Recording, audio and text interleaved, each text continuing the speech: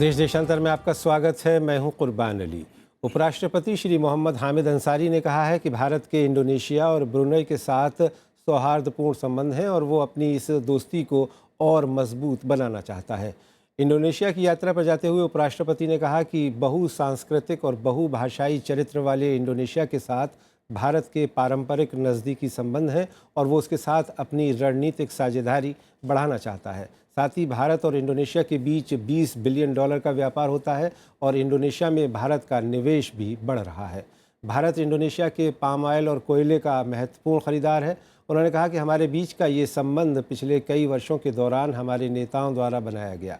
Indonesia के साथ सुरक्षा सहयोग के बारे में उपराष्ट्रपति ने कहा कि भारत का दोनों सशस्त्र बलों के बीच रक्षा मंत्रालय स्तर पर और आंतरिक सुरक्षा स्तर पर सहयोग है। कौशल विकास पर भारत इंडोनेशिया को विभिन्न कार्यक्रमों के तहत कई छात्रवृत्तियां दे रहा है और उपराष्ट्रपति की इंडोनेशिया यात्रा के दौरान दोनों देशों के बीच प्रत्यर्पण संधि होने की भी उम्मीद है।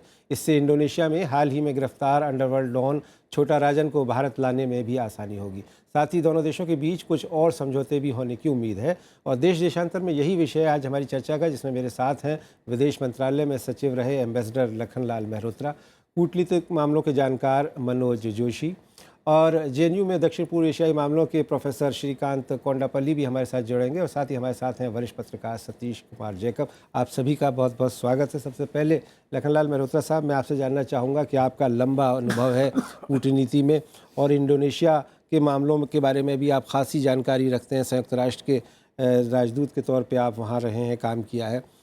कितने महत्वपूर्ण है भारत इंडोनेशिया के संबंध, जिन्हें अब और मजबूत बनाने की बात की जा रही है? देखिए, वो सर्वांगीण रूप से उनका विकास करना है जी। और महत्व तो इतना अधिक है क्योंकि स्ट्रेटेजिकली दोनों बहुत नज़दीक हैं जी। दोनों एक दूसरे के पड़ोसी हैं। निकोबार आइलैंड्स जहाँ ख़त्म होते हैं वहाँ इंडोनेशिया की भू रेखा शुरू होती है और इसलिए और सांस्कृतिक रूप से दोनों एक दूसरे से हज़ारों साल से जुड़े हुए हैं। तो भौगोलिक और सांस्कृतिक संबंधों के कारण उन स्ट्रेटेजिक महत्व तो बहुत बढ़ गया है।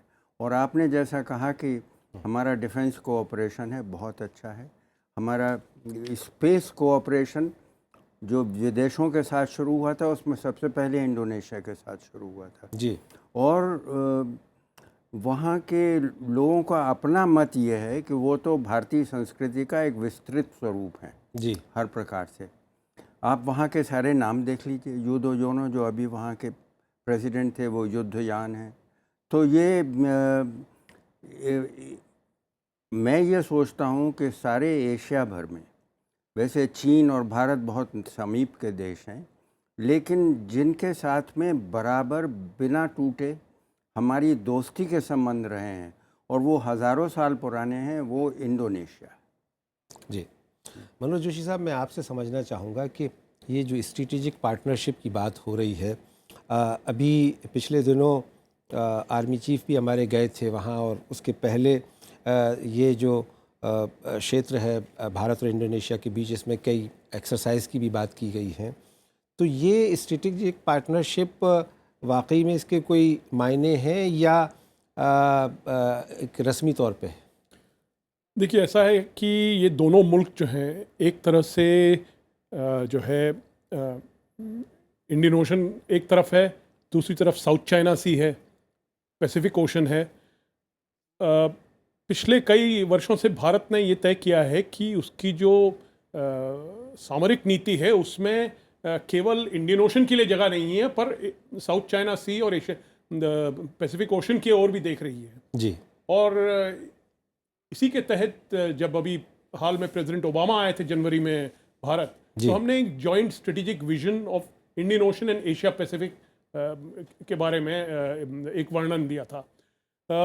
तो अगर आप देखेंगे, नक्शा देखेंगे, तो उसमें ये साफ जाहिर हो जाता है कि इंडोनेशिया का वहाँ पे ऐसा महत्व है, उसमें इसका कुछ कहा नहीं जा सकता। जैसे मल्होत्रा जी ने बोला कि 60 किलोमीटर भारत के दक्षिणी बाउंड्री से 60 किलोमीटर आगे जो है वहाँ से इंडोनेशिया शुरू हो जाता है। तो वो पड़ोसी है, एक तरह से पड़ोसी है और ऐसे इलाके में पड़ोसी है जहाँ की जो सी लेन्स हैं, समुद्री जो रास्ते हैं, कम से कम 35% जो भारत की इस समय जो भारत का जो निर्यात और आयात है वो साउथ चाइना सी होते हुए जाता है, जापान और कोरिया की ओर जाता है।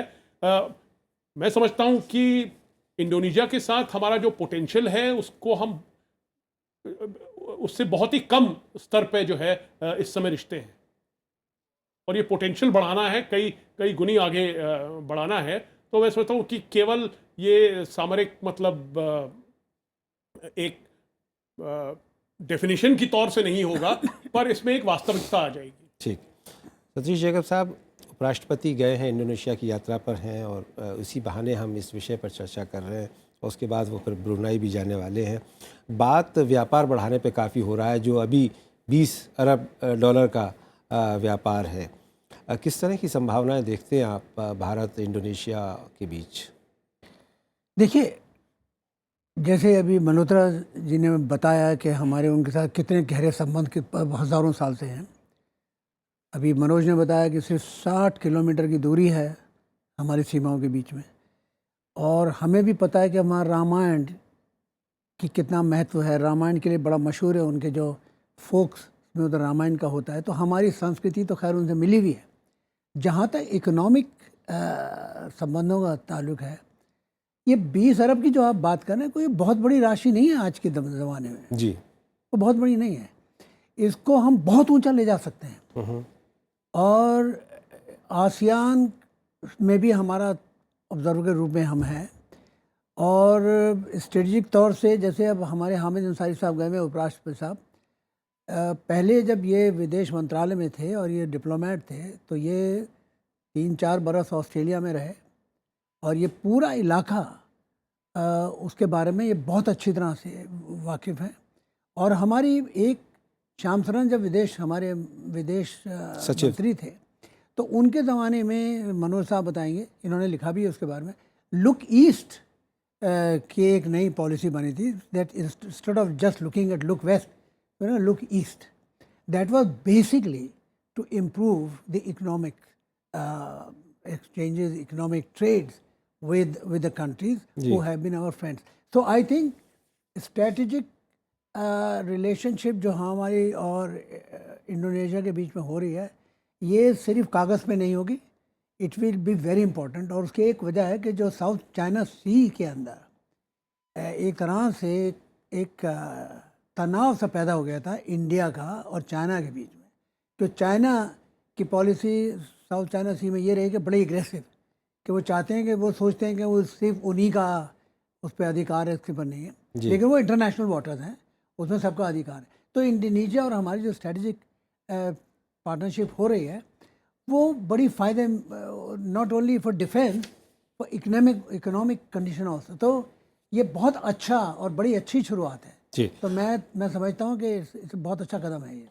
जी, लखनलाल मल्होत्रा साहब, मैं आपसे समझना चाहूँगा कि आसियान में जो भारत की भागीदारी है आसियान देशों के साथ में, उसमें कहा जाता है कि इंडोनेशिया हमारा सेकंड लार्जेस्ट पार्टनर, और उसके बाद जहां आसियान की शिखर बैठक पे जो साइडलाइन पे बात होती है, पिछले साल बर्मा में दोनों देशों के नेता मिले थे। उससे पहले मनमोहन सिंह जी 2011 में गए थे वहाँ इंडोनेशिया। उसके बाद जिस तरह की एक गर्मजोशी देखी जानी चाहिए वो कुछ बन नहीं पा रही, इसकी क्या कारण? नहीं, ये एक तो थोड़ी इसमें भ्रांति है जी क्योंकि इस बीच में इंडोनेशिया की तरफ से भारत को विजिट्स कई हुए जी, और जो उनके राष्ट्रपति हैं जो ना 2 बार तो वही आ चुके हैं जी तो इसलिए ये कहना तो मुश्किल है कि थोड़ा गलत होगा जी कि उनमें कोई शिथिलता आई है इन रिश्तों में। जी लेकिन ये मैं बात ज़रूर मनोज जोशी जी की मानता हूँ जी कि वो अपने पोटेंशियल से अभी हम पीछे हैं। जी।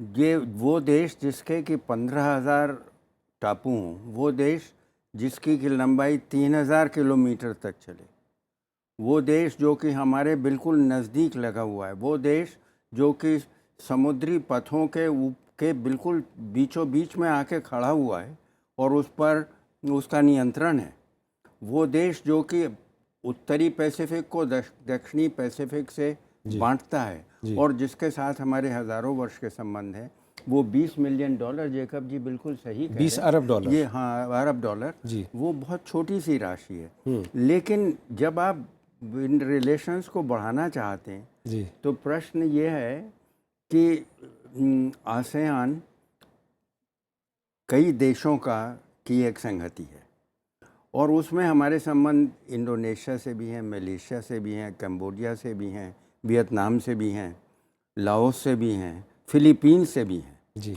और इन सबको मिला के उनकी आबादी भी हमसे थोड़ी कमी है, ज़्यादा नहीं है।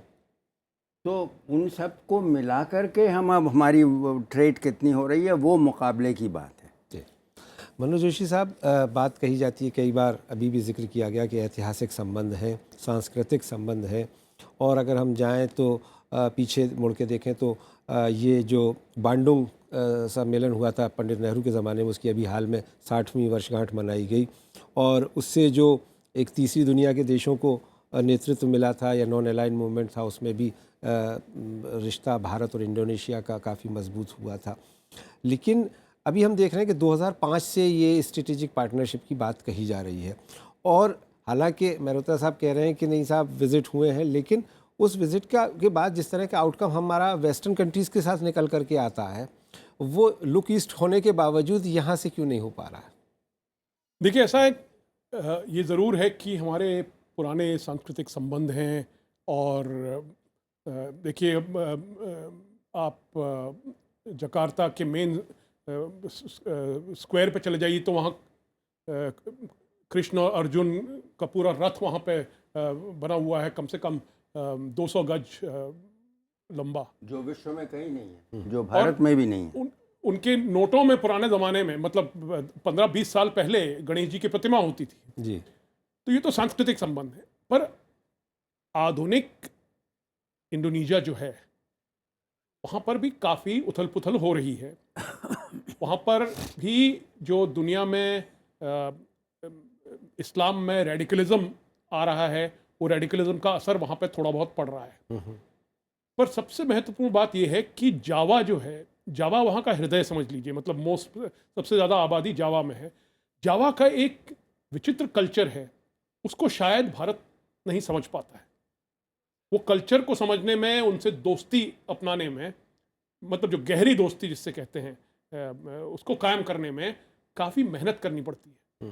और मैं नहीं समझता हूँ कि हमारे पास भारतवर्ष में वो एक्सपर्टीज़ है, वो हर लेवल पे आपको करनी होगी, वो एक्सपर्टीज़ नहीं है। दूसरी ओर से उनकी तरफ से भी ऐसा है कि वहाँ पे पॉलिटिकल थोड़ी बहुत जो वहाँ की जो लीडरशिप है, वो जो वहाँ पे सही दिशा नहीं दिखा पा रही है, उसको भी वहाँ पे उसके सामने भी कुछ समस्याएं हैं जिनको वो नहीं पार कर पा रहे हैं। और यहाँ जैसे प्रधानमंत्री मोदी ने पहले कहा लुक ईस्ट पॉलिसी है, अब वो कह रहे हैं एक्ट ईस्ट पॉलिसी है।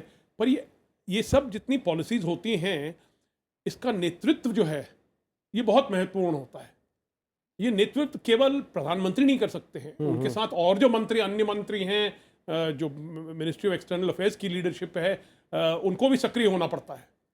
वो चीज़ जो है वो नज़र नहीं आ रही कि इंडोनेशिया का महत्व जो है, मैं समझता हूँ कि भारत जो है, आधुनिक इंडोनेशिया का महत्व जो है वो भारत नहीं समझ पा रहा है। जी।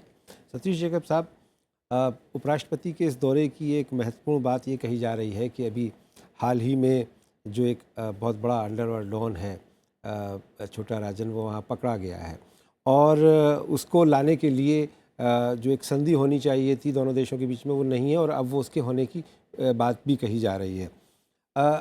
लगता है आपको कि जो हालात हैं जिस तरह से, उसमें ये एक जिसको कहते हैं स्मूथ सेलिंग होगी, आसान होगा ऐसा कर पाना?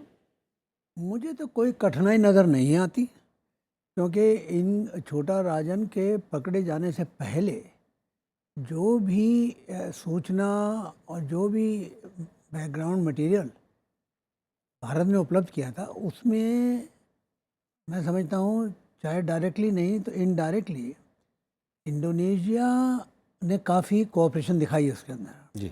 उनकी सहायता के बगैर ये मुमकिन नहीं था कि हम उनको वहाँ से ला सकते। अब संधि नहीं है, लेकिन मैं नहीं समझता कि बहुत बड़ी अड़चन की बात है, वो आराम से ला पाएंगे। ज़रूरी है, लेकिन रास्ते में कहीं दाऊद साहब उसको हाईजैक कर लें वो मुझे पता नहीं। जी, इस वक्त हमारे साथ जेएनयू में दक्षिण पूर्व एशियाई मामलों के जानकार प्रोफेसर श्रीकांत कोंडापल्ली साहब भी जुड़ गए हैं। बहुत बहुत स्वागत है श्रीकांत कोंडापल्ली जी। हम आपसे जानना चाहेंगे कि उपराष्ट्रपति इन दिनों अब इंडोनेशिया और ब्रुनई की यात्रा पर हैं और भारत और इंडोनेशिया के संबंधों को एक नया आयाम, एक नई दिशा देने की कोशिश की जा रही है। आप इस प्रक्रिया को किस रूप में देखते हैं? पहली चीज़ ये है कि दोनों देश नॉन अलाइंड मूवमेंट के और बांडुंग कॉन्फ्रेंस के शुरुआत कर चुके थे 1955 में। तो ये जो नॉन अलाइंड मूवमेंट का जो फिलॉसफी जो है वो जारी है उनके जो दोनों देश के बीच में। और इंडोनेशिया ईस्ट तिमोर के जो सेपरेट होने के बाद भी जी, इंडोनेशिया बहुत बड़ी जगह का देश है। तो इंडोनेशिया का जो इम्पोर्टेंस वैसे एज बड़ा देश के नाते हुए उनका रीजन में साउथ ईस्ट एशिया में बहुत बहुत बड़ी नाम है उनका। इसी वजह से नॉन अलाइंड मूवमेंट का बहुत सारा असर है। दूसरा चीज़ इंडोनेशिया का जो मैरीटाइम टेरिटरी जो है वो बहुत प्रपंच में बहुत सारे सी लेन्स ऑफ कम्युनिकेशंस कहते हैं, उसके बारे में बहुत इम्पोर्टेंट है उनका। तो ये दोनों विषय पर नॉन अलाइंड मूवमेंट और मैरीटाइम इश्यूज।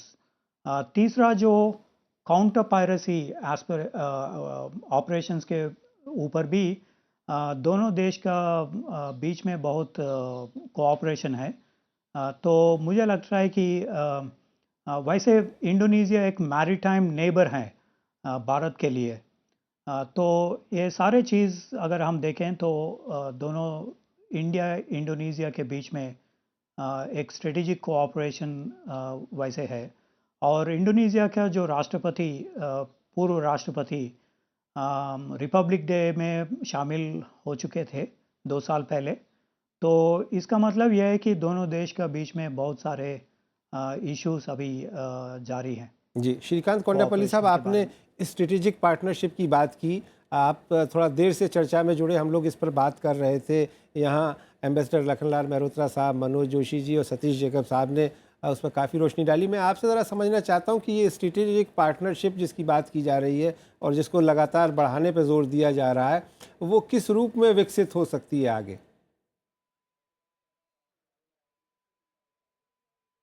जैसे कि इंडोनेशिया का जो मैरीटाइम टेरिटरी है वो दुनिया में बहुत बड़ा ज़मीन है उनका जो मैरीटाइम वाला। तो एक स्ट्रेटेजिक पार्टनरशिप मैरीटाइम इश्यूज़ पे बहुत सारे जो navy to navy, coast guard to coast guard, इसके बीच में अभी तक वैसे बहुत सारे एक्सरसाइजेस दोनों देश ने कर चुके हैं। दूसरा चीज़ जो है वो काउंटर पायरेसी के बारे में। जैसे कि मलेशिया, इंडोनेशिया, सिंगापुर के तीनों देश के बीच में एक मैलसिंडो बोल के एक काउंटर पायरेसी ऑपरेशंस है, जिसमें जब श्री प्रणब मुखर्जी डिफेंस मिनिस्टर थे, रक्षा मंत्री थे, उन्होंने शंग्रीला डायलॉग को कहा 2005 में कि हम स्ट्रेट्स ऑफ मलाक्कास के देखभाल कर सकते हैं मिलिट्री के नेवल सपोर्ट के वजह। तो ये दोनों, दूसरा चीज़ ये है कि मैरीटाइम कोऑपरेशन पे ये स्ट्रेटेजिक पार्टनरशिप बन सकती है। ठीक। तीसरा, जो सुनामी जब हुई है 2005 में जी, तब हमने भारत के नौसेना कुछ 25,000 सेलर्स को वहाँ पे डिप्लॉय किया और राहत दे चुके हैं उस समय। तो इससे बहुत स्ट्रेटेजिक पार्टनरशिप का जो डेप्थ जो है वो बढ़ गई। और ये भी चौथा स्पेस प्रोग्राम जिसमें दोनों देश में बीच में एक डिस्कशन चल रही है, ये भी एक स्ट्रेटेजिक पार्टनरशिप के उसमें शायद आ सकती है। ठीक। तो मुझे लग रहा है कि ये 4 चीज़ों पे बहुत सारा असर पड़ेगी। आप रहे हमारे साथ श्रीकांत जी। मेहरुद्दीन साहब, अभी आपने सुना श्रीकांत जी को भी, उन्होंने कुछ मुद्दों की तरफ इशारा किया। मेरे पास एक लेख है कि why India should make Indonesia A priority, और इसमें भी बहुत सारे बिंदुओं को गिनाया गया है। लेकिन जो हम चर्चा कर रहे हैं उसमें बात निकल करके यही आ रही है कि 20 बिलियन डॉलर की हम बात कर रहे हैं, लेकिन वो 15 बिलियन डॉलर का हमारा निवेश है इंडोनेशिया में, और 5 बिलियन का हमको, और हम इधर से कुछ स्कॉलरशिप दे रहे हैं, कुछ और कल्चरल एक्सचेंज कर रहे हैं। लेकिन जो एक बहुत कॉन्क्रीट होना चाहिए वो बन के निकल के आ नहीं पा रहा है, जिसकी तरफ मनोज जोशी साहब ने भी इशारा किया। नहीं, ये तो 20 बिलियन डॉलर तो ट्रेड है जी और निवेश उसके अलावा अलग है। जी तो आप उसको ये ना समझिए कि वो निवेश 15 बिलियन वो 20 का अंग है। जी। दूसरी बात ये कि जो स्कॉलरशिप्स वगैरह हम दे रहे हैं और वो काफ़ी हैं, उनकी संख्या मतलब हमारे डिफेंस कोऑपरेशन में भी मिलिट्री ट्रेनिंग के लिए उनके लोग आते हैं, और हमारी यूनिवर्सिटीज़ में और कॉलेजेस में उनके स्कॉलर्स काफ़ी हैं अब, और उनके साथ मिलकर के वहाँ की आबादी में आज की तारीख में जी अब ऐसे लोगों की संख्या बढ़ती चली जा रही है कि जिनकी श्रृंखलाएं भारत से बन चुकी हैं। तो आगे उसका भविष्य में उसका परिणाम ज़रूर निकलेगा। तीसरी बात मैं ये कहना चाहूँगा कि जब आप स्ट्रेटेजिक पार्टनरशिप की बात करते हैं तो उसमें एक बिल्कुल एक there is a solid fact to which the all the ASEAN countries are a partner, and that is South China Sea. उसमें जो वियतनाम और फिलीपींस और मलेशिया और ब्रूनेई और इन सब को अपने अपने अधिकार होते हुए भी परेशानी आ रही है, उसमें इंडोनेशिया का भी साथ है, और उसमें सिर्फ 2 देश उनका बड़ा साथ दे रहे हैं। एक अमेरिका जो कि बिल्कुल अपने मिलिट्री वेयरविदॉल से तैयार है, और अब की बार उन्होंने अपने वहाँ पर स्थिति को मजबूत दिखाया है जी। और उसके अलावा भारत। तो इसलिए भारत की प्रशंसा उसकी वजह से भी बहुत है, और भारत की तरफ अब वो देखते हैं कि वो एक ऐसी शक्ति के रूप में उभर रहा है जो कि उनका साथ दे सकता है। ठीक।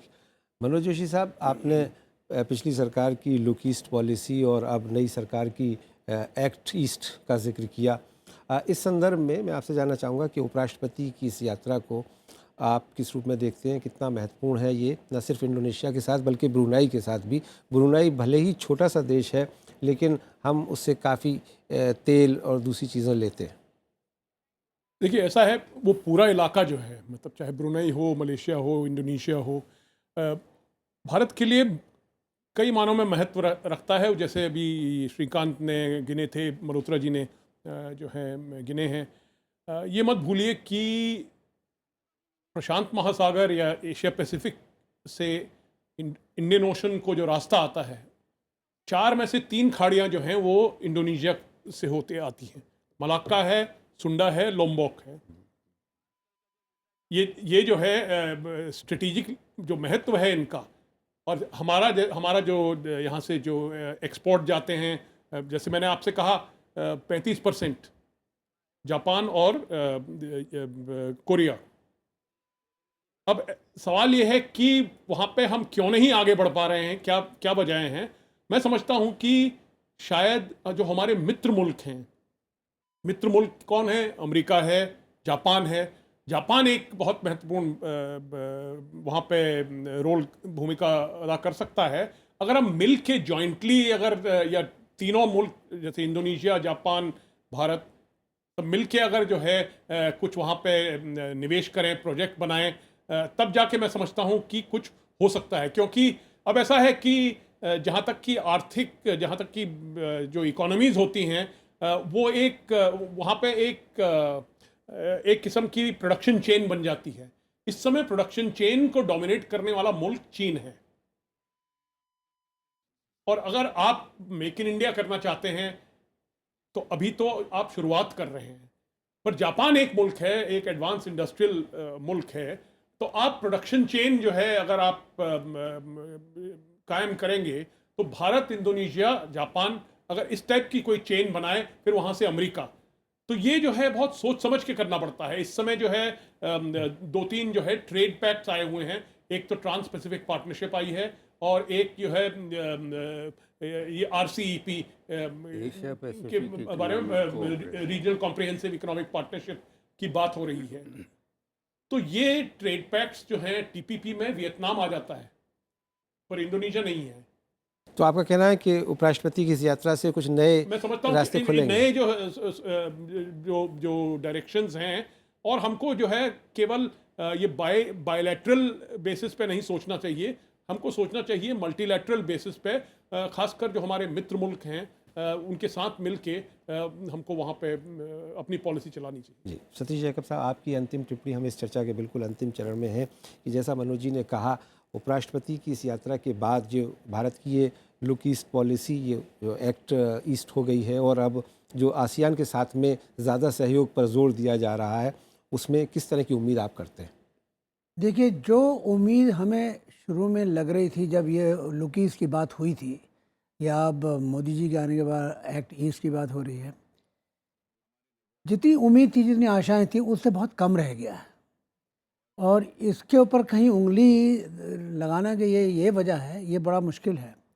लेकिन मैं, जैसे मनोज जोशी ने एक बड़ी काम की बात कही है, वो ये है कि उस एरिया में स्ट्रैटेजी मल्टीलेटरली हो सकता है, क्योंकि खर्चे बहुत बड़े हैं, बहुत भारी है। India can not take the burden of the entire thing, and we can't expect, जैसे छोटे जो राष्ट्र हैं वहाँ के, उनसे हमें उम्मीद नहीं है। तो वो जापान और अमेरिका और ये सब मिल के आएँ तभी कुछ संभव है, क्योंकि टक्कर व स्ट्रैटेजिक पार्टनरशिप की जो आप बात कर रहे हैं, हम घुमा फिरा के बात कर रहे हैं, ओपनली नहीं कर रहे। स्ट्रैटेजिक पार्टनरशिप जो है, उसका जो हमारा सारा एम है, वो चाइना को उस जगह रोकना है। ठीक, बहुत बहुत शुक्रिया सतीश जैकब साहब, मनोज जोशी जी, लखनलाल मेहरोत्रा साहब और श्रीकांत कोडापल्ली साहब इस चर्चा में जुड़ने के लिए। तो उम्मीद की जानी चाहिए कि उपराष्ट्रपति की इस 4 दिवसीय यात्रा जो इंडोनेशिया और ब्रुनेई के लिए हो रही है, उसके बाद आसियान क्षेत्र में भी और दक्षिण पूर्व एशियाई क्षेत्रों के देशों के साथ भी हमारे संबंध मजबूत और प्रगाढ़ करने में एक कारगर सिद्ध होगी। इसी उम्मीद के साथ देश देशांतर में मेरे साथ इतना ही। नमस्कार।